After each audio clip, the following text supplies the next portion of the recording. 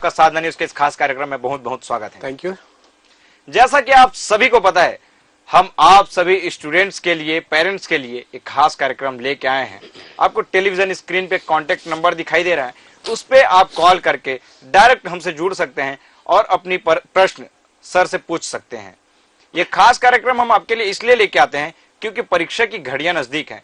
CGPSC, UPSC, 10-12 board exam, college के exams सभी नजदीक हैं, कुछ की परीक्षाएं चल रही हैं। तो जिन भी विद्यार्थियों को परीक्षा संबंधी समस्याएं आती हैं, पढ़ाई कैसे करें, हमारा फोकस नहीं लग रहा है, पढ़ने में ध्यान नहीं लग रहा है, तो ये सारी समस्याएं अगर आपको आ रही है कि कैसे पढ़ें, कैसे तैयारी करें, कुछ भी पढ़ाई से लिखाई से समस्याएं आपको है, तो आप डायरेक्ट टेलीविजन स्क्रीन पे जो कॉन्टेक्ट नंबर दिखाई दे रहा है उस पर आप कॉल करके अपनी समस्या का समाधान जान सकते हैं। आज का हमारा टॉपिक है फोकस और एकाग्रता। ये बहुत ही बड़ा टॉपिक होगा, फोकस और एकाग्रता। सर क्या कहेंगे फोकस के बारे में? देखिए, फोकस जो है ये एक बड़ा इंपॉर्टेंट फैक्टर है जब हम की एजुकेशन वालों के लिए, बच्चों के लिए, सबके लिए चाहिए, लेकिन स्टूडेंट्स के लिए ये बहुत इंपॉर्टेंट है। तो फोकस को बनाए रखना it is very very important. तो आप ये जो फोकस है एक स्मॉल यूनिट है, कंसंट्रेशन का बड़ा यूनिट है। तो फोकस हम कैसे करें? अब फोकस जो है इससे क्या होता है कि जो कंटेंट को मैं फोकस करता हूं तो एक्चुअल में उस टाइम में मैं अपने ब्रेन को तैयार करता हूं उस कंटेंट के मल्टी पर्सपेक्टिव और मल्टी एंगल्स को देखने, जानने, सुनने, सोचने और समझने के लिए, न केवल पढ़ने के लिए। तो जैसे एक फोकस है, सिंगल फोकस है कि मैं सिर्फ पढ़ रहा हूं, पढ़ने के लिए फोकस चाहिए। दूसरा फोकस है कि मैं पढ़ते हुए उसको समझ रहा हूं, और तीसरा फोकस है पढ़ते हुए समझ भी रहा हूं और उसको मैं लॉजिस्टिकली फ्रेम कर रहा हूं और उसके आगे का भी मैं कुछ सोच रहा हूं। तो फोकस के डायमेंशन बहुत सारे हैं। तो single focus, double focus, triple focus का लेयर चलता है। तो ये डिपेंड करता है कि कौन सा टॉपिक है, कितना इंटरेस्ट है, कितनी अवेयरनेस है, कितना ज्यादा एक्सपोजर है, कितना प्रैक्टिकल है, कितना आपकी टैक्टिक्स उसमें बनी हुई है, कितने इन्वॉल्व है, कितना ज्यादा उससे आपका लगाव है, इंटरेस्ट है और अंडरस्टैंडिंग है, और कितना पास्ट एक्सपीरियंस है, कितना फ्यूचर विजन है। ये सारा कुछ डायमेंशंस है जिससे बनकर अगर ये सारे एंगल्स में काम करेंगे, ये सब कुछ अगर ठीक जाएगा तो ही अच्छा फोकस आप बना पाएंगे। वरना आपका जो माइनर फोकस होगा, जिसमें जो बहुत ही डायल्यूट फोकस होगा, तो रीडिंग तो कर लोगे आप, देखिए एग्जाम के टाइम में जो आपको फोकस चाहिए, चूंकि आप साल भर पढ़ चुके हैं तो बहुत बड़ा फोकस नहीं चाहिए। खाली ये चाहिए कि डिस्ट्रैक्शन से आपको अलाइन करने के लिए, हटने के लिए, मिसअलाइन करने के लिए आपको एक फोकस चाहिए कि डिस्ट्रैक्शन में ना जाए, आप वहां से आपको सेपरेट करना है, इसलिए फोकस चाहिए। तो एग्जाम में चूंकि आप जो पढ़ाई कर रहे हैं वो तो आप पहले भी पढ़े हैं, पहले भी याद किए हैं, पहले भी समझे हैं, डिटेल कर चुके हैं, तो सब कुछ हो चुका है। अब सिर्फ रीडिंग के लिए चाहिए फोकस और रिकॉलिंग के लिए चाहिए फोकस। अंडरस्टैंडिंग तो हो चुकी है पहले से, लेकिन ये भी बहुत डिफिकल्ट होता है क्योंकि कोर्स बहुत ज्यादा हो जाता है, टाइम बहुत कम रहता है। इसलिए आप अगर चाहते हैं कि अभी आपका फोकस बने तो एक ही काम करें, अपना मूड अच्छा रखें, एटीट्यूड पॉजिटिव रखें, कॉन्फिडेंट रहें और आहिस्ता आहिस्ता फ्रेमिंग करें, छोटे छोटे स्लॉट बनाएं, फोकस आ जाएगा। सर फोकस तो है लेकिन एकाग्रता नहीं है, इस पे क्या कितना प्रभाव पड़ेगा? देखिए, फोकस क्या है कि जैसे स्मॉल यूनिट है, जैसे होता है केजी का ग्राम होता है, वैसे कंसंट्रेशन बड़ा यूनिट है और फोकस का छोटा यूनिट है। तो फोकस अगर होगा तो फोकस के टाइमर कम होते हैं। कंसंट्रेशन माने ओवरऑल कितने देर तक आप फोकस मेंटेन करोगे वो। तो फोकस जो है बहुत कम कम टाइम के लिए बनते हैं। कंसंट्रेशन जब हम फोकस को बहुत समय तक रखेंगे तो वो ओवरऑल मिला के एकाग्रता बनती है। तो फोकस की यूनिट हमेशा छोटे छोटे होंगे, लेकिन बच्चे क्या करते हैं एग्जाम टाइम में बड़ा बड़ा फोकस करने का सोचते हैं। बड़ा फोकस नहीं बनता है, फोकस छोटा छोटा बनता है। तो आप एक काम करें, फोकस छोटा करें, ब्रेक करें, फिर आगे बढ़े। तो अगर आप कुछ पढ़ रहे हैं और एकाग्रता आप बोल रहे हैं तो याद रखिए, अगर मान लीजिए आप कोई रीडिंग कर रहे हैं या आप लर्निंग कर रहे हैं तो एकाग्रता इसके पहले कि आपकी टूटे आप खुद तोड़ दीजिए। देखिए मैं क्या बोल रहा हूं, एकाग्रता आप खुद से टूट जाएगी तो बहुत समय के बाद फिर आएगी। तो जैसे ही मान लीजिए आपने कोई पढ़ना शुरू किया, इसके पहले कि आपको लगता है कि थोड़ा भारीपन लग रहा है, उसके पहले आप खुद ही तोड़ दीजिए एकाग्रता। तो एकाग्रता आप खुद तोड़ देते हैं तो एक रिफ्रेश, एक नया फ्रेम माइंड में बन जाता है। तो एकाग्रता के लिए यही बात है कि एकाग्रता तभी आएगी जब आपका मूड अच्छा हो, एनवायरनमेंट अच्छा हो, कंपनी अच्छी हो और इंटरेस्ट हो, और इसमें ग्रास्पिंग अच्छी हो, आईक्यू अच्छा हो, आपका ईक्यू अच्छा हो और इन्वॉल्वमेंट क्वालिटी ऊपर जाए तब होगी। लेकिन याद रखिए कि 20-22 मिनट से ऊपर एकाग्रता ना लीजिए, इसको आप तोड़िए और फिर से नया फ्रेम बनाइए। तो जितने नए फ्रेम बनाएंगे उतनी एकाग्रता ज्यादा मिलेगी आपको।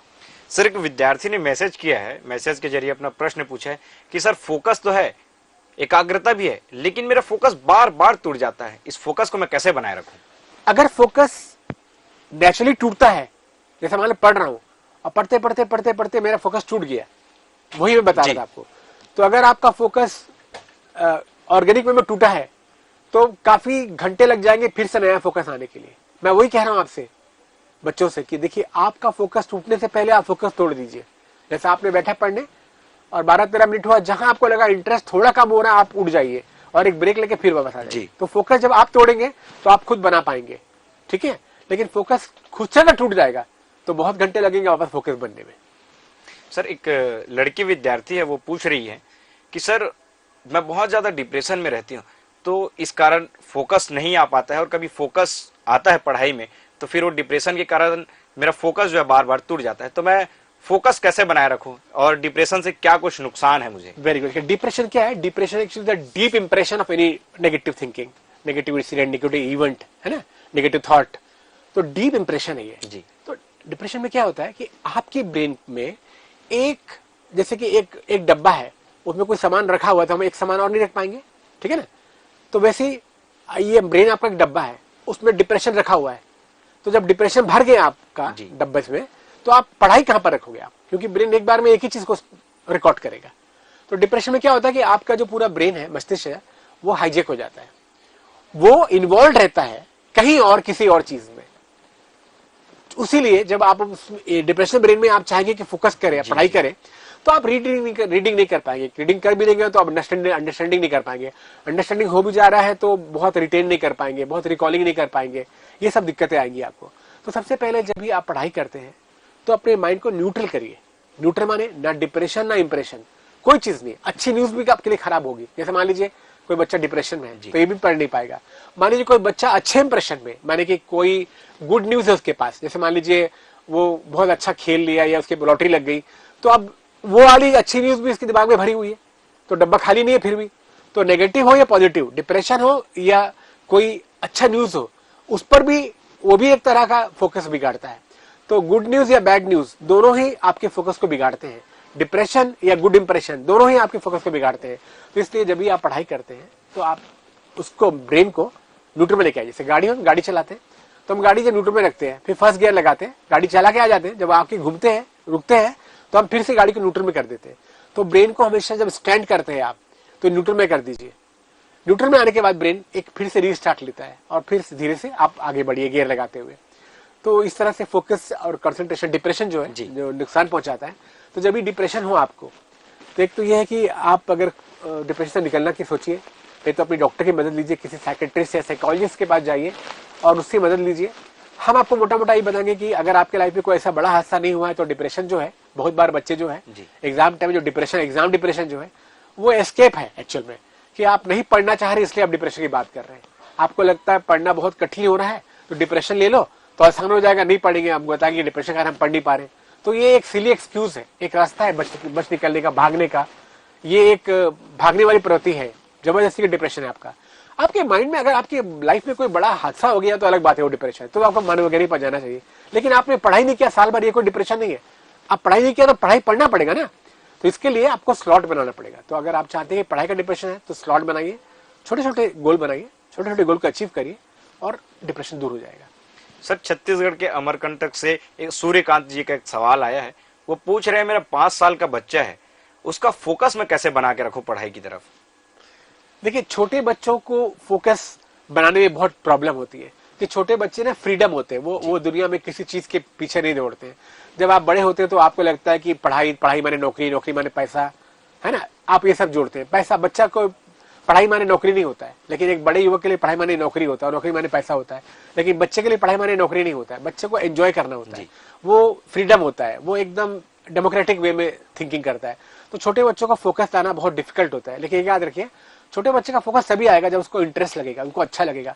तो उनके लिए एक अच्छा एनवायरनमेंट बनाएंगे, उनके जो टीचर होगा, जो भी पढ़ा रहा है, मम्मी पढ़ा रही, डैडी पढ़ा रहे, जो भी पढ़ा रहा है, वो उससे दोस्ती करिए और उनके पढ़ाई के स्लॉट में, उनका पढ़ाई का स्लॉट बहुत छोटा हो, 12 मिनट का, 13-14 मिनट का एक स्लॉट हो, और 14 मिनट के स्लॉट में भी आपको थोड़ा एंटरटेनिंग वे पे, थोड़ा रोमांटिक वे पे, रोमांस माने इन्फॉर्मेशन के साथ रोमांस करना आना चाहिए, थोड़ा एंटरटेनिंग हो, थोड़ा जो जॉयफुल हो, एक्टिविटी हो, प्ले वे हो, तो खेल खेल में, घूमते हुए, पढ़ते हुए, मस्ती करते हुए, कुछ खाते हुए, तो इस तरह कुछ एक्टिंग करते हुए, है ना, एक्सपोजर, पोस्टर देते हुए अगर आप उनसे पढ़ाई की बात करेंगे, तो पढ़ाने सिखाने की बात, इन्फॉर्मेशन देंगे, टेलीकास्ट करेंगे, तो जल्दी सीख जाएगा। और अगर आप उसको हार्डली बुक देके बैठेंगे, बुक लेके पढ़ो बोलेंगे, उसका फोकस नहीं आएगा।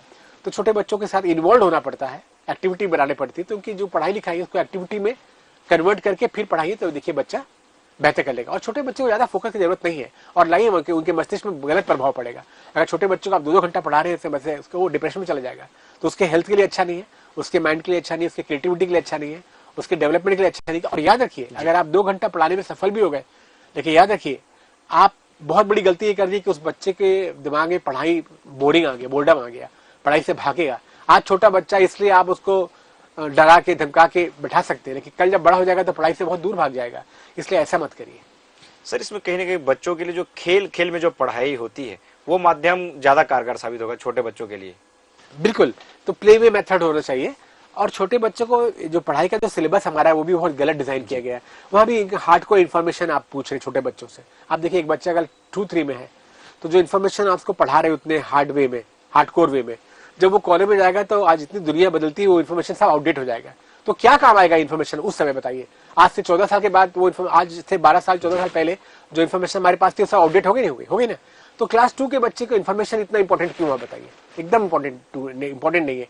उसकी स्किल डेवलप करना जरूरी, उसको लर्निंग, मेमोरी, उसकी ग्रेस्पिंग, उसका एटीट्यूड, उसका डेली रूटीन, उसका डिसिप्लिन, उसकी अंडरस्टैंडिंग, उसका कॉन्सेंट्रेशन, उसका फोकस, ये सब ज्यादा इंपॉर्टेंट ना कि इन्फॉर्मेशन इंपॉर्टेंट है। क्योंकि इन्फॉर्मेशन जो भी पढ़ रहा है बच्चा आज, वो 12-13 साल के बाद तो टेक्नोलॉजी बदल जाएगी, सिस्टम बदल जाएगा, तो कोई काम भी तो नहीं आएगा। तो इतनी हार्डकोर परीक्षा मत दीजिए। छोटे बच्चों की परीक्षा जो है वो जो है उनकी परसेप्शन डेवलप करना है, उनकी बॉन्डिंग डेवलप करनी, सोशल इंटेलिजेंस डेवलप करना है, कॉन्फिडेंस डेवलप करना है, attitude, learning, behaviour, discipline, understanding, coordination, ये सब ज्यादा इंपॉर्टेंट है ना कि इन्फॉर्मेशन। सर, भिलाई से शैलेंद्र जी पूछ रहे हैं, वो कह रहे हैं कि मैं सीजीपीएससी की तैयारी कर रहा हूं पिछले 2 सालों से, मेरी उम्र हो गई है 27 साल। घर वालों का नौकरी के प्रति दबाव भी रहता है कि जल्दी नौकरी लगाओ, शादी करनी है तुम्हारी, इस तरह से उसके ऊपर दबाव रहता है। तो वो कह रहे हैं कि मेरा फोकस जो है बार बार पढ़ाई से हट जाता है, तो मैं अपना फोकस कैसे बना के रखूं इन सब डिस्टरबेंस के साथ। ठीक है, फोकस इसलिए बिगड़ रहा है क्योंकि आप पढ़ाई के साथ साथ शादी और नौकरी 3 बातें कर रहे हैं। पढ़ाई, शादी और नौकरी, आपके क्वेश्चन में 3 एलिमेंट आ गए। तो आपका जो कंसंट्रेशन है, फोकस जो 3 जगह बढ़ जाएगा। जब भी आप पढ़ाई करेंगे तो आपको उसी वक्त शादी और नौकरी भी समझ में आएगी। तो अभी आप शादी और नौकरी भूल जाइए, अभी सिर्फ पढ़ाई की बात करिए। क्योंकि पढ़ाई अच्छी करेंगे तो एग्जाम क्रैक होगा, एग्जाम क्रैक होगा तो नौकरी मिलेगी, नौकरी मिलेगी तो पैसा आएगा, और पैसा आएगा तो डेफिनेटली आगे आपकी शादी भी हो जाएगी। तो अब आपके पास 3 तरह के डर आ गए हैं। चैलेंज को आपने बड़ा कर लिया है, अननेसेसरी आपने इसको ग्रूम कर दिया है, बूस्ट कर दिया है आपने चैलेंज को। ऐसे मत करिए। आप देखिए, पीएससी 27 ईयर आपके, अभी काफी टाइम आपके पास है पीएससी क्लियर करने के लिए। काफी एज ग्रुप 30 के ऊपर भी आप जा सकेंगे, क्योंकि अभी गवर्नमेंट ने और बढ़ा दिया आपका एज लिमिट का, और रिलैक्सेशन कर दिया शायद।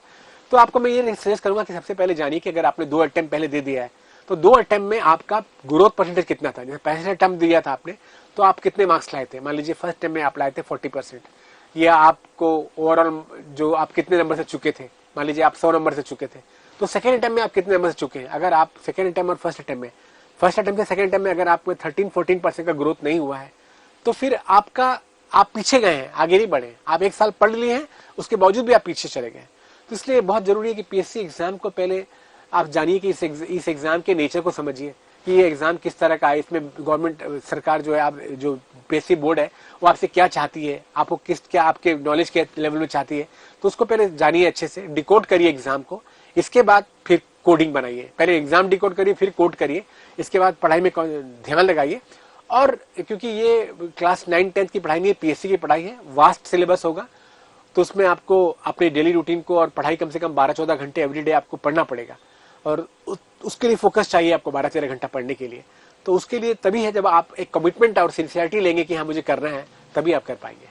तो देखिए, साधना न्यूज आपके लिए हर रोज एक खास कार्यक्रम लेके आया है, हेलो एग्जाम।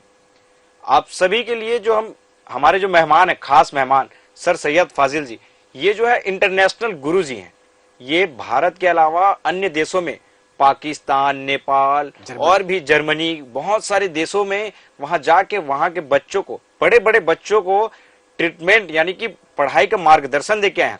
तो आपके लिए हम ये खास कार्यक्रम लेके आए हैं। अगर आपको पढ़ाई से जो भी समस्याएं आती है तो आप डायरेक्ट हमसे जुड़ सकते हैं, कॉल करके आप जुड़ सकते हैं, अपनी जो भी समस्याएं हैं उसको आप जान सकते हैं। क्योंकि परीक्षाएं नजदीक है, सीजीपीएससी की भी परीक्षाएं फरवरी में है, बिल्कुल आपके पास समय नहीं होगा।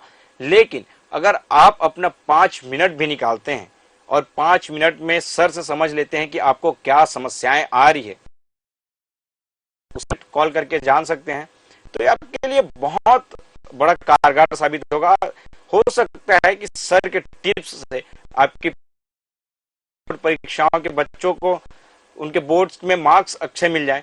सर, हमने एक चीज और ये देखा है कि बड़े बच्चों का बार बार फोकस हटते जाता है, क्या कुछ कारण होंगे इसके? देखिए, हमारे पास होता यह कि हमारे जो बच्चे हैं, जो कॉलेज के बच्चे हैं, वो सोशल मीडिया में बहुत ज्यादा इन्वॉल्व है जी। और याद रखिए कि अगर आपने कोई कंटेंट देखा है, जिस कंटेंट का इंप्रेशन या इंपैक्ट आपके ब्रेन में अगर पड़ गया है, तो अगले कई घंटों के लिए आपका फोकस आउट हो जाएगा। आपको लगता है कि मैं आधा घंटा टीवी देख लूंगा फिर आधा घंटा पढ़ लूंगा, ऐसा नहीं कर सकेंगे आप। जो आधा घंटा आप टीवी देखे हैं वो आपके ब्रेन पे उसका रिएक्शन होता है, तो वो आपके ब्रेन को हाईजैक कर लेता है। तो वो इतना एंटरटेनिंग होता है कि पढ़ाई तो बहुत बोरिंग होती है, आइसोलेशन होती है, तो वहां पर आपको मजा नहीं आएगा कि आपके ब्रेन हाईजैक हो गया, खाली एंटरटेनमेंट और एंजॉयमेंट और यही सब मस्ती वस्ती में आ गया। तो पढ़ाई को भी आपको उसी अप्रोच से करना पड़ेगा। तो फिर जब पढ़ाई कर रहे हैं तो आप एक अलग मूड लेके बैठते हैं। तो सबसे पहले आप पढ़ाई को भी जॉयफुल मूड में करिए। जितना आप जॉयफुल मूड रखेंगे, अगर आपका फोकस नहीं बनता है तो आप ग्रुप स्टडी करिए। 2-4 बच्चे जो हैं आपस में मिल जाएं और मिलके आप चैप्टर बांट लें कि जैसे मान लीजिए एक चैप्टर अलग अलग बच्चे तैयार करके आएंगे चैप्टर, और फिर एक दूसरे को एक एक आदमी पढ़ाएगा। तो इस तरह से आप देखेंगे, मान लीजिए आप क्लास 10th में 12th में है, 12 चैप्टर है मान लीजिए साइंस में, तो 12 दोस्त मिलकर 12 चैप्टर को बांट लिए। एक एक दोस्त एक एक चैप्टर को अच्छे से पढ़ेगा, क्योंकि एक चैप्टर पढ़ेगा तो बहुत अच्छे से पढ़ेगा वो। फिर 12 दोस्त एक दूसरे अपने 12 दोस्तों को सोशल मीडिया में ही ग्रुप बना के, ऑनलाइन ही, घर से बाहर निकलने की जरूरत नहीं, घर में बैठ के एक एक दोस्त कमेंट्री देगा और 12 लोग। तो ये क्या होगा कि 14 चैप्टर है, 14 चैप्टर एक आदमी नहीं पढ़ पाएगा, लेकिन 14 दोस्त मिलकर 14 चैप्टर पढ़ पाएंगे। तो हर दोस्त को काम दीजिए कि एक एक चैप्टर वो पढ़ेगा। अब देखिए कितना आसान हो गया आपके लिए कि एक एक दोस्त एक एक चैप्टर अच्छे से पढ़ेगा। 10 दिन का टाइम ले लीजिए, तो 10 दिन के अंदर एक कोर्स खत्म हो जाएगा आपका, और फिर उसको ऑनलाइन आप लोग समझ लीजिए उससे कमेंट्री, तो काफी कुछ आपकी अंडरस्टैंडिंग आपकी बढ़ जाएगी। और जो बच्चे हमारे पीएससी यूपीएससी के बच्चे हैं, उनसे मैं ये रिक्वेस्ट करूंगा कि देखिए पीएससी तो अलग बात है, यूपीएससी तो बहुत ही अलग एग्जाम हो जाएगा, उसका फॉर्मेट एकदम अलग है। तो दोनों को मिलाइए मत, दोनों अलग अलग फॉर्मेट है। जहाँ पीएससी का फॉर्मेट है वो डुएबल है, अचीवेबल है, तो उसमें कुछ नहीं करना है ज्यादातर। आपको ये इंफॉर्मेशन बेस्ड है ज्यादातर, तो थोड़ा अभी जो पैटर्न बदला उसमें थोड़ा लॉजिकल, थोड़ा यूपीएससी फॉर्मेट में थोड़ा वो ले रहे हैं अभी, लेकिन उसके बाद भी काफी ज्यादा कुछ है जो इन्फॉर्मेटिव बेस्ड है ज्यादा। तो इन्फॉर्मेशन ड्राइव करिए, और जो सोर्स है इन्फॉर्मेशन का वो करेक्ट होना चाहिए। इसके बाद रिकॉलिंग बहुत इंपॉर्टेंट है। आपने पढ़ तो लिया है, लेकिन आप रिकॉल कर पाएंगे कि नहीं कर पाएंगे, रिटेन कर पाएंगे नहीं कर पाएंगे, वो बड़ा चैलेंज है। तो इसके लिए बहुत जरूरी है कि आपको अपने लाइफ में कंफर्टेबल रहना है, हेल्दी रहना है, पॉजिटिव रहना है, इफेक्टिव रहना है, कॉन्फिडेंट रहना है, कूल रहना है, और सिंसियर रहना है, और एकदम एग्जाम कॉन्फिडेंट बनना है आपको। और घंटों की पढ़ाई करनी है, कई घंटों की पढ़ाई करनी है। तो आपको पढ़ने में मजा आना चाहिए। अगर आप इन्फॉर्मेशन रिकॉर्ड करने में, आपको ना इन्फॉर्मेशन के साथ रोमांस करना पड़ेगा, तभी आप पढ़ पाएंगे। और इसके अलावा ग्रुप स्टडी, इसके अलावा हम पीएससी और यूपीएससी के लिए बहुत सारे डायमेंशन अलग से हम बताएंगे, ताकि उनके लिए हम अलग प्रोग्राम करेंगे कि यूपीएससी पीएससी कैसे क्लियर करें। उनके लिए हम अलग से एक प्रोग्राम चलाएंगे, ताकि उन्हीं बच्चों के लिए हम खास में बताएंगे कि वो बड़े एग्जाम है, तो उन एग्जाम के अप्रोचेस क्या खाएं, कैसे राइट करें, कैसे लिखे नोट्स है, आंसर राइटिंग कैसे करें, रिकॉर्डिंग कैसे करें, पढ़ाई कैसे करें, कितना कवरेज करें, कितने बुक्स लें, किस तरह का नोट्स हो, राइटिंग कैसे करें, सॉल्यूशन मैनेजमेंट कैसे करें, टाइमर कैसे करें, ये सब कुछ बताएंगे आपको। तो बिल्कुल आप सभी के लिए हम एक खास कार्यक्रम हर रोज लेके आते हैं 4:30 बजे। हमारे साथ हमारे खास मेहमान जुड़ते हैं सर सैयद फाजिल जी, जो इंटरनेशनल गुरुजी हैं। भारत के साथ साथ अन्य देशों में, बहुत सारे देशों में जाके वहाँ बच्चों को ट्रेन करके आए हैं, बीच बीच में जाते भी रहते हैं और बहुत सारे देशों से इनको लगातार फोन्स आते रहते हैं, बच्चे कॉल करके भी सर से अपनी समस्या का समाधान जानते रहते हैं। तो आप किसी को भी समस्याएं आती है परीक्षा से संबंधित, सर से हमने बहुत रिक्वेस्ट किया, तब जाकर उनका बिजी शेड्यूल से हमने आधा घंटा सिर्फ आपके लिए निकाला है। तो अगर आप हमारे इस खास कार्यक्रम में जुड़ सकते हैं, हर रोज 4:30 बजे टेलीविजन स्क्रीन पे आपको जो कॉन्टैक्ट नंबर दिखाते हैं उस पर आप कॉल करके सर से डायरेक्ट अपनी समस्या का समाधान जान सकते हैं। आज के खास कार्यक्रम में इतना ही। खबरों के लिए देखते रहिए साधना न्यूज। धन्यवाद।